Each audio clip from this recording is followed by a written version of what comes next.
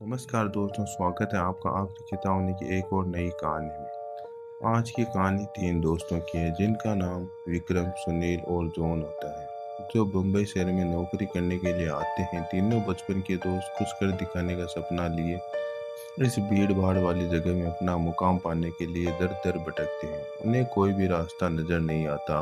अपने छोटे से गांव में रहकर कॉलेज की पढ़ाई करने वाले सुनील और विक्रम ने कभी सोचा भी नहीं था कि सफलता पाने के लिए इतना दर्द झेलना पड़ता है। वहीं जॉन अपने पापा के बिजनेस में पहले से ही संघर्ष कर चुका था, जिस वजह से इन सब चीज़ों की आदत सी हो गई थी। जॉन अच्छे से जानता था कि सफलता इतनी आसानी से नहीं मिलेगी, क्योंकि उसने अपने पापा को दिन रात मेहनत करते हुए देखा था। तभी तीनों को सुबह से भटकते भटकते शाम उनके हाथ लगता है। तीनों मायूस होकर एक छोटे से होटल में खाना खाते हैं। दरअसल उनके पास कोई खास पैसे भी नहीं होते। वह तो सिर्फ अपने एक दो दिन की व्यवस्था बनाकर निकले थे। लगा था कि आते ही उनके साथ कोई चमत्कार होगा और उनको नौकरी मिल जाएगी। तीनों एक बिल्डिंग के पास पहुंच जाते हैं। कुछ देर बाद सभी बिल्डिंग के गेट के पास बैठ जाते हैं। एक दो घंटा बैठे हुए गुजर जाते हैं। तभी बिल्डिंग के चौकीदार की नज़र उन पर पड़ती है और वह जोर की आवाज़ में उन्हें डांटते हुए कहता है, कौन हो तुम लोग, यहाँ क्यों बैठे हो? तीनों अजनबी शहर में किसी को पहचानते नहीं और न ही उनका कोई ठिकाना। तीनों अपनी जगह पर जल्दी खड़ी हो जाती है और वह अपनी बात चौकीदार को बताते हैं। चौकीदार को तीनों की हालत देखकर उन पर तरस आ जाता है। उसे एहसास होता है कि कुछ सालों पहले ऐसे ही वह काम मांगने आया था। तब किसी ने उसे सहारा दिया था और आज कम से कम वह इतने बड़े शहर में छोटे से काम के साथ अब जीवन यापन कर पा रहा है। जॉन उन तीनों में थोड़ा समझदार होता है। वह चौकीदार से कहीं रहने की जुगाड़ की बात करता है, क्योंकि उसे पता है कि अभी उनकी हालत किराए देने की नहीं है, तो उन्हें कोई किराए से कमरा क्यों देगा। तभी चौकीदार अपने एक दोस्त से फोन पर बात करता है, जो वहीं से कुछ दूर बंगला नंबर 17 में साफ सफाई का काम करता है। चौकीदार अपने दोस्त को सारी बात बताता है। तभी उसका दोस्त कहता है कि मेरे साहब तो अपने परिवार के साथ 2 महीने के लिए बाहर गए हैं, तब तक मैं रहने का इनका इंतजाम कर देता हूँ।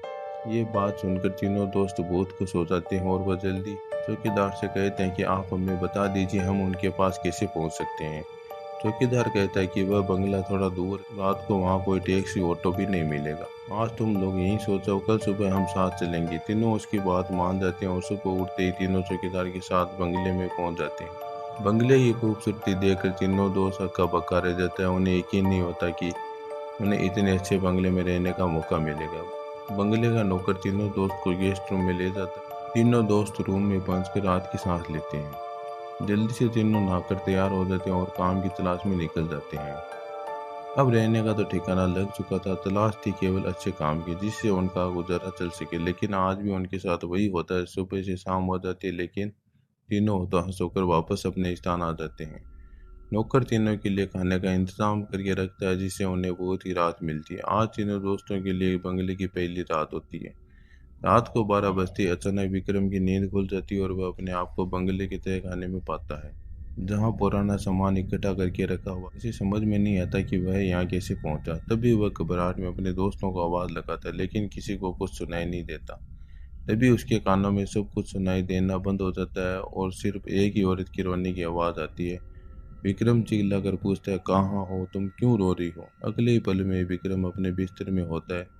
वह डर के कारण पसीने से लथपथ हो जाता है और वह अपने दोस्तों को जगाता है। सुनील और जॉन दोनों उसकी बात का मजाक उड़ाते हैं और कहते हैं, तुमने कोई सपना देखा? इस बंगले में तो हमारे अलावा कोई भी नहीं। और विक्रम भी अपने दोस्तों की बात का यकीन करके इस घटना को बुरा सपना समझकर नजरअंदाज करके सो जाता है। सुबह उठते ही तीनों दोस्त फिर से तैयार होकर काम ढूंढने के लिए निकल पड़ते हैं।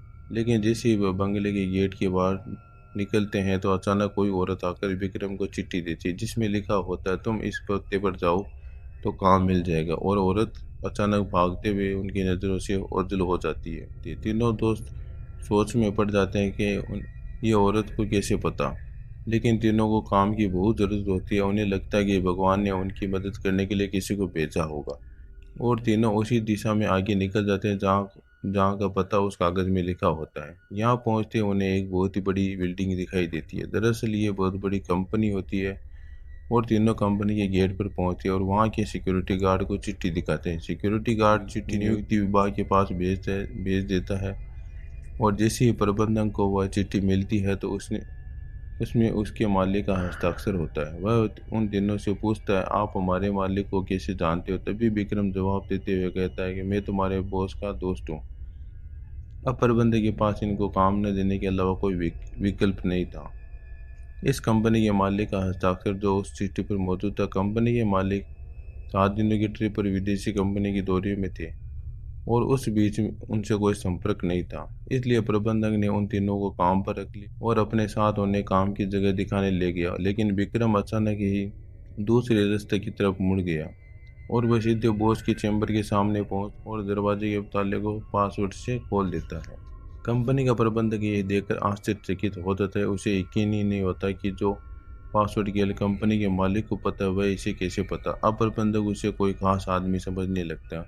उसे पूरा यकीन हो जाता है कि हो ना हो ये व्यक्ति बॉस ने भेजा और वह उसे बिना रुके हुए अंदर जाने की इजाज़त दे देता है। जॉन और सुनील ये सब देखकर समझ नहीं पाते कि विक्रम को ये सब कैसे पता।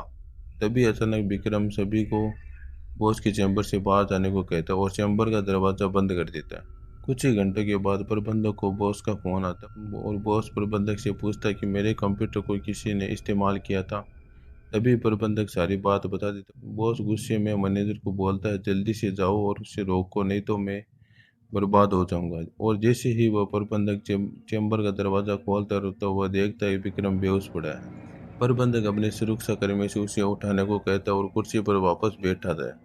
तभी विक्रम को होश आता है। पर प्रबंधक गुस्से में विक्रम को बोलते, तुमने क्या किया? मेरे बॉस बहुत नाराज है। लेकिन विक्रम को कुछ याद नहीं कि वह अपने बंगले के गेट से यहाँ तक कैसे आया। दरअसल वह बंगला पहले उसी बॉस का होता और बॉस ने बंगले को अपने ऑफिस की एक लड़की के लिए खरीदा था और कभी कभी साथ रहता था, जो कि उसके कंपनी में काम करती थी। बॉस पहले से ही शादीशुदा था और ये बात अच्छे से जानता था कि एक न एक दिन वह लड़की उसके लिए खतरा बन सकती है। इसलिए वह उसकी निजी अश्लील वीडियो बनाकर रिकॉर्ड कर लेता। और जब एक दिन लड़की को यह बात पता चलती है तो इन दोनों में खींचातानी करते हुए लड़की के सिर में चोट लग जाती है और वह दम तोड़ देती है।